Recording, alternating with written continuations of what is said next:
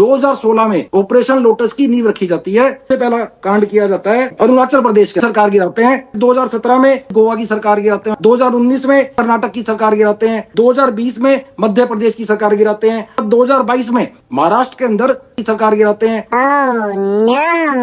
उन्हें operation lotus तो मुझे पता नहीं कहां से पता चला, लेकिन थोड़ा सा इतिहास पढ़ेंगे तो 356 उनको पता चले। सबसे पहली सरकार 1957 में जवाहरलाल नेहरू जी ने गिराई थी, चुनी हुई सरकार थी, तो ऑपरेशन चलाने की जरूरत नहीं होती थी। एक एग्जीक्यूशनरी ऑर्डर के साथ जनता की चुनी हुई सरकारों को यूं ताश के पत्तों की तरह घेर दिया करते थे। 100 से अधिक बार कांग्रेस ने चुनी हुई सरकारों को रात के अंधेरे में ऑर्डिनेंस पास करके गिराया है, 356 लगाकर। जब अब्दुल कलाम जी रूस की दौरे पे थे तब बिहार की चुनी हुई सरकार को गिराने के लिए फैक्स द्वारा जो परमिशन मांगकर 2004 में गिराई थी सरकार। हरियाणा में चौधरी देवीलाल जी के विधायक 38, कांग्रेस के विधायक 35 और सरकार बन गई इनकी।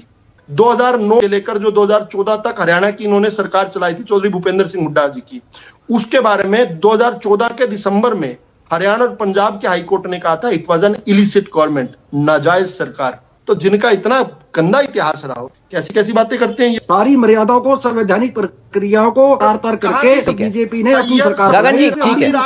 अब ये राष्ट्रपति बीजेपी का विरोध करना या किसी भी सरकार का विरोध करना गलत नीतियों का ठीक है, देशद्रोह नहीं हो सकता। देशद्रोह अलग चीज है, ये तो बीजेपी का विरोध करने को देशद्रोह मानते हैं। मैं उन बातों पे नहीं जाना चाह रहा, मैं आपको ये बताना चाह रहा हूँ कि ये जो ऑपरेशन लोटस है, मेरे को कहते हुए बड़ा दुख हो रहा है। हमारे माननीय प्रधानमंत्री जी जिस भी स्टेज पे बड़े बड़े इलेक्शन में जाते हैं, ठीक है, जिनको ये कहते हैं कि ये लोटस यानी कमल राष्ट्रीय फूल है भारतीय जनता पार्टी का, बहुत ही सम्मानित, हमारे हृदय से प्यारा हमारा चिन्ह है। और जब कमल हमने चिन्ह रखा था, हमारा उससे पहले जनसंघ का जो चिन्ह हुआ करता था वो दिया हुआ करता था, दीपक हुआ करता था।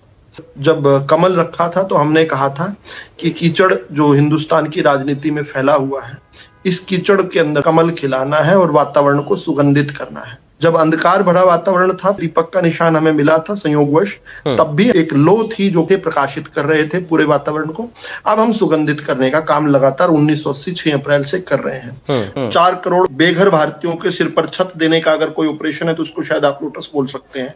15 करोड़ गरीबों को एक घर में शौचालय बनाने का अगर कोई क्रम है तो उसको लोटस बोल सकते हैं। भारत को परम वैभवता के शिखर पर पहुंचाने का, भारत को चौथी आर्थिक महाशक्ति बनाने का, भारत को सबसे बड़ा जीवंत लोकतंत्र बनाने का, भारत को बहुत बड़ी मिलिट्री सुपर पावर बनाने का अगर कोई मिशन होगा तो उसका शायद नाम ऑपरेशन लोटस हो सकता है। इसके अलावा किसी गगन जी ऑपरेशन लोटस की परिभाषा तो विदुर रावल जी ने बता दी है।